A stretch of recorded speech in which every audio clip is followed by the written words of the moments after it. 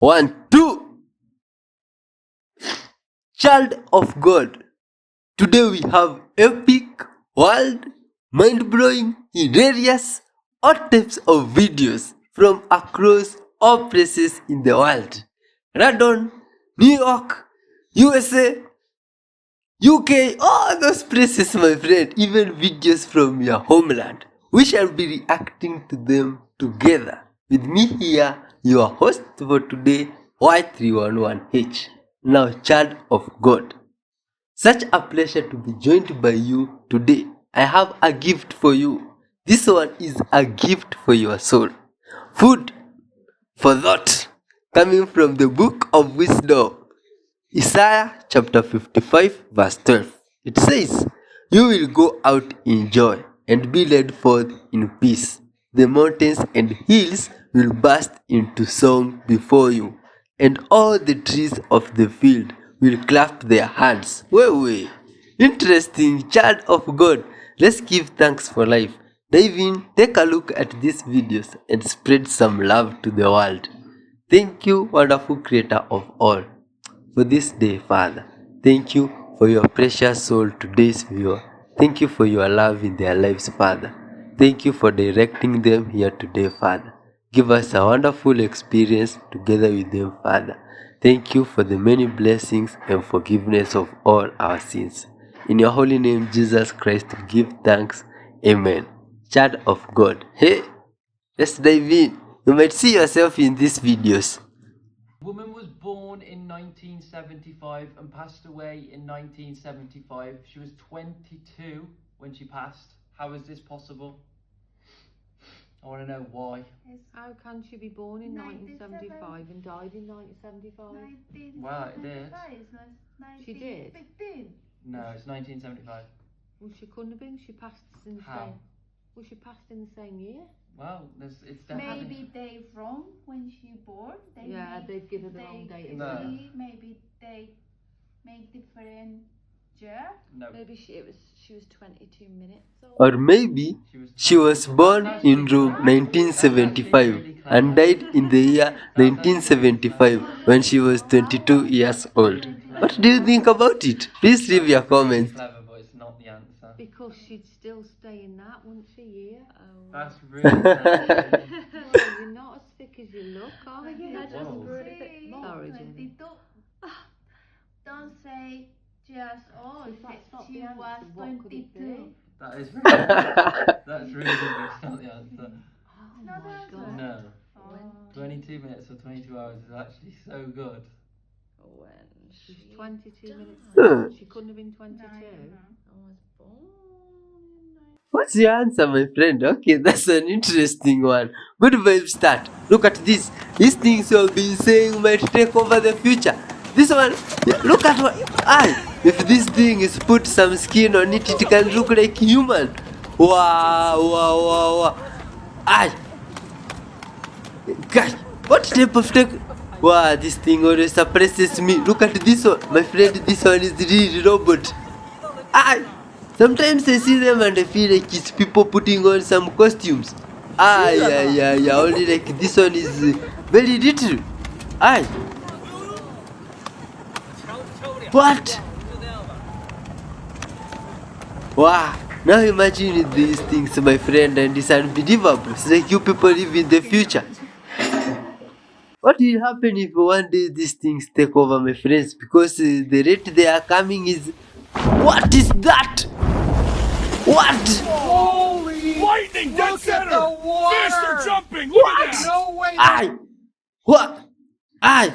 That one was perfectly recorded. It must have been a movie. I do like to delay my cat's breakfast feeding time because it's very fun to see what little ruses and tricks she cooks up to try to communicate to me that it is time to feed her.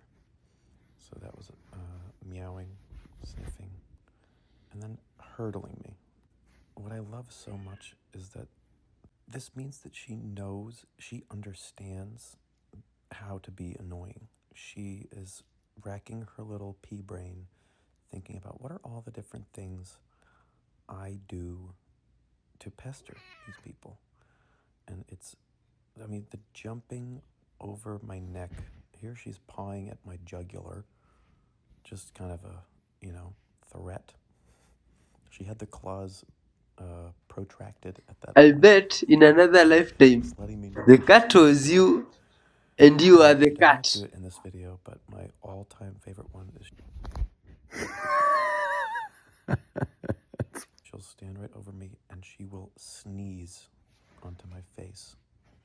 She knows how to sneeze on command, and she will just blast her cat lung full of air onto my face to let me know, hey, look at me. And then the second I look at her, she says, oh, you're looking at me? Well, I'm going to run to the kitchen. Hey, let's go see what's in the kitchen. Hey, come follow me to the kitchen. Let's go see what's in the kitchen. She is just so fun all of the time. Amazing. And that's some good vibes video. Lots of love in that, man. Most people will never be able to zoom into the sun this close because it costs about a $40,000 setup with the lenses and fancy camera. This is not AI. This is the sun. Now, some will call it solar flares. All I know is this thing looks like a freaking organism. And if they're lying about the moon landing, if they're lying about space, if they're lying about the nature of our reality, then you can also imagine we may have been lied to about the sun. This is footage of the sun with a whole bunch of basically sunglasses on the freaking lens of the camera to be able to see it in detail. A ball of gas and fire, I'm not sure. It actually looks like a molecule or some type of organism with a microscope.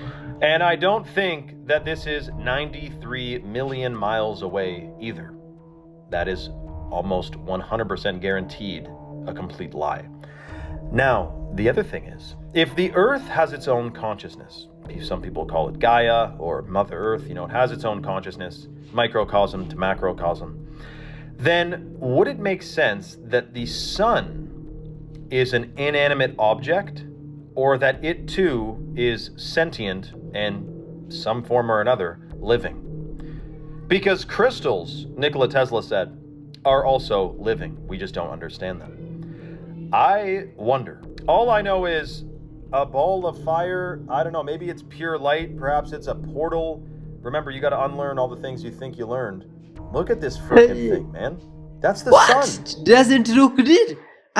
I feel like the sun should be white. That's You don't have unbelievable this in stuff. America, but in China, me growing up, we have to go to 补课班, which is after school academy class. And they teach you Chinese, English, math, all the essential classes in advance.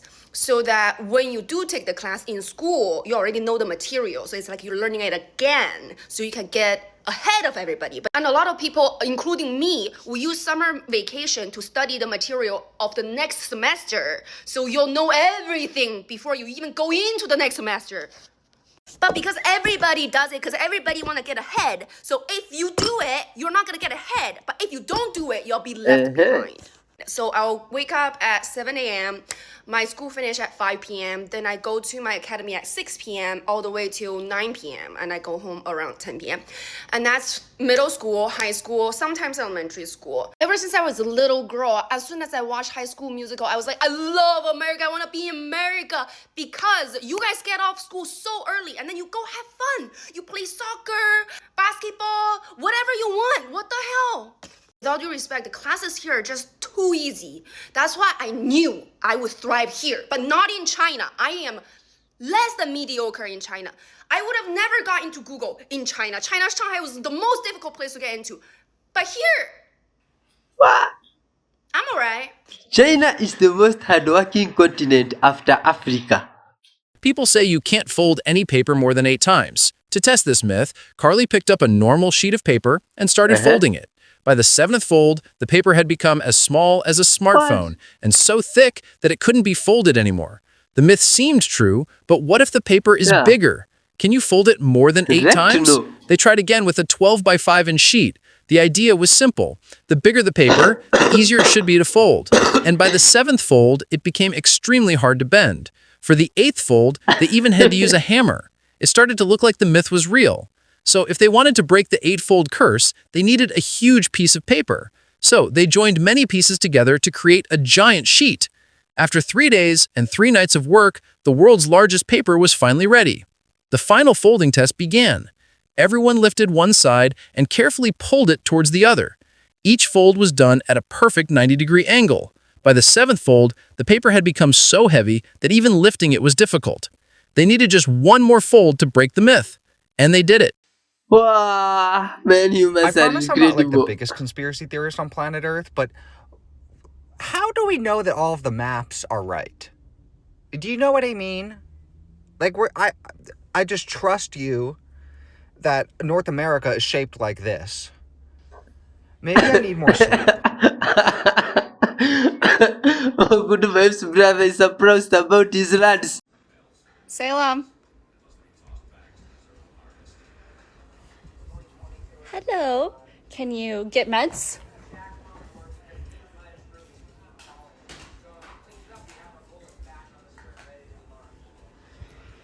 Thank you.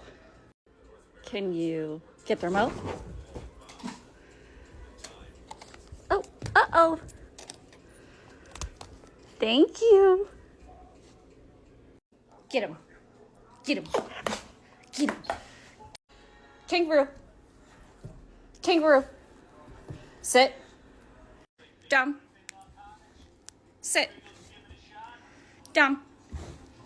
Ah, this is a Wait. wonderful interaction between creatures of God, my friend. Wave. These are Can you all wave? both creations of God, That's a stomp. wonderful and That's not a perfectly wave. made. Wave. Oh, your back foot's trapped. What happened? Free.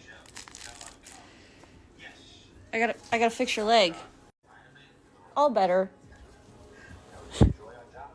MicroStrategy is going through a GameStop moment, and this is hilarious. So it was revealed that Morgan Stanley had placed a massive short on MicroStrategy, which is a leverage play on Bitcoin.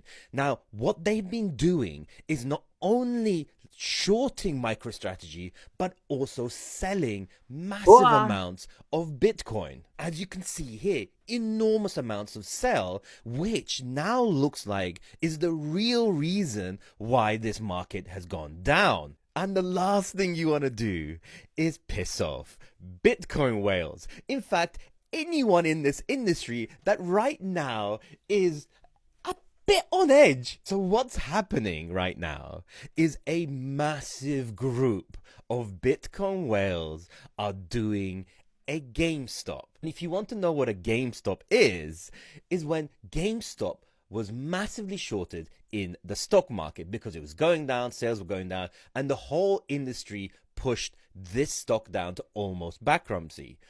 But a guy named Roaring Kitty brought all of the community together to try and push this stock so high up that it would margin call all of these banks. To be honest, it went so crazy that they actually shut Wall Street down. The stock market was shut down because of what this guy did. Now, what is happening right now is a massive consortium. In fact, everyone who is a Bitcoin maxi is now highly buying Bitcoin to push the price up by 50%, because if it goes up by 50%, JP Morgan gets margin called and loses billions of dollars. So what do you guys think of this? Put it into the comments below. Are you guys rallying with them? Are you guys pushing with this? Because I'll tell you one thing. I'll tell you one thing about our community is that if you try and go against it just for the troll factor of it, just to make them feel a little bit of what we're going through, the whole community will rally behind it. They will push Bitcoin to astronomical numbers just to get this guy out. And I'll tell you this, if JP Morgan gets margin called, Bitcoin's price will go to crazy numbers. Okay. That's my opinion. Tell me what you think, and I'll catch you guys Okay, later. that's What a interesting fun for good vibes. So There a some that speed know limit about per that. plane. A while back, a flight was delayed while a minor repair was made. When we took off, the pilot announced he was going to go as fast as he legally could. And the answer is yes, there are many speed limits for airplanes. Around the world, below 10,000 feet, the max speed limit is 250 knots. You can go slower than that, but you can't go faster than that. The only exception to the 250 knot rule below 10,000 feet is if air traffic control says to you free speed. Then you can go faster than that. They don't normally do that. Everybody slows down to 250. Why? Because below 10,000 feet, you're getting spaced into an airport, and they're going to call your speed, most major airports, and slow you down so you don't get too close behind another aircraft. So that's one. Now, above 10,000 feet, it's based on the limit of your airplane. So let's say, for instance, I'm going to Europe and I had a delay on the gate and we're going to be a little bit late. And I say to everybody, hey, folks, we'll do what we can to make up the speed or make up the time to go there. And let's say I was dispatched to fly over to Europe at 0.82 Mach. That's a Mach speed that's a percentage of the speed of sound. My airplane might be able to fly at 0.87 Mach. Could I bump it up a little bit? Sure. So sometimes I'll say to the co-pilot, do we have enough gas? Does it look good? Let's double check each thing. Yep. You want to go over at 8.4? Yep. I want to go over at 8.4. We agree on that. And we bump it up to 0.84. So on a long flight, that's maybe 8 or 9 hours, going from 0.82 to 0.84, you might make up 15 minutes at the best. Headwinds and your tailwinds are going to be the biggest component. But I also have to make sure before I bump up the speed like that I've got a smooth enough ride. Because if it gets really bumpy, the faster I'm going, the rougher the ride gets. So I want to make sure I've got smooth air the whole way. So sometimes I'll just say, you know what, we got to stay at 8.2 because they're forecasting turbulence up ahead and I can't bump it up. It's going to make the turbulence even worse. So it's a trade-off between the smoothness of the ride, the comfort of the passengers, and getting there on time or making up a little bit of time. Those are all the factors that go into it. Most pilots are going to tell you, you know what, we'll do what we can to make up the time. And they're not wrong. They're just limited in something. Wow, look at this. This is interesting. That is man and another creation of God, child of God.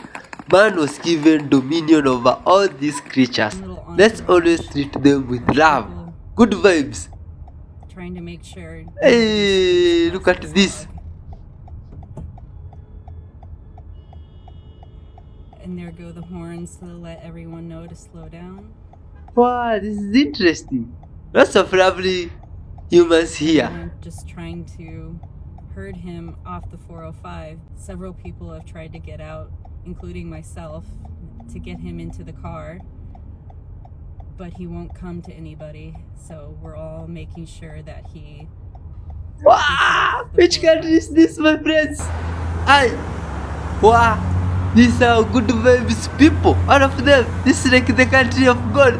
Wow, this is interesting. Look, they even created a congestion in the road because of this other creature of God. Lots of love, my friend. There's a planet called Tiamat. It's talked about in the Enuma Elish. Tiamat, according to the ancients, Tiamat was so beautiful that it rivaled the sun's glory because it was a water-bearing planet with land, but a lot of water like Earth is. So when the sun shone on it, it rivaled the sun's glory. And where did they see this from? What position were they in, and what planet were they looking at it from? Because Earth didn't exist yet when the planet was whole. So somebody had a perspective of Tiamat before it blew up. But then Tiamat blows up, it collides with another planetoid or another satellite of another planet, or maybe there was a war. It's conjecture. Nobody really understands or knows. It's written like a war, but it could be metaphors for planetary collisions. It blows up, a huge chunk swings away with all the life needed, the water, the life, the organic material needed for life on Earth. Recoalesces as the Earth. It tugs with it the moon. The moon was originally, according to this, a orbiting moonlet of this Tiamat, one of its moons, and so was Mars. Mars got slung into this weird elliptical orbit around the sun, which is why they said Mars looks like it used, this is astrophysicists, Mars looked like it used to be a moon of another planet, maybe the one that potentially is missing from our solar system, because the mathematics show that we're missing a planet. The asteroid belt doesn't have enough mass to account for a planet 4 to 6 times larger than Earth, but when something blows up, it blows up and out. Look to the outer edges of our solar system. We have something called an inner Oort cloud. And then we have the Oort cloud. A massive amount of debris that can create probably dozens of planets exist orbiting the sun on the outer skirts of our solar system, but still within the solar system.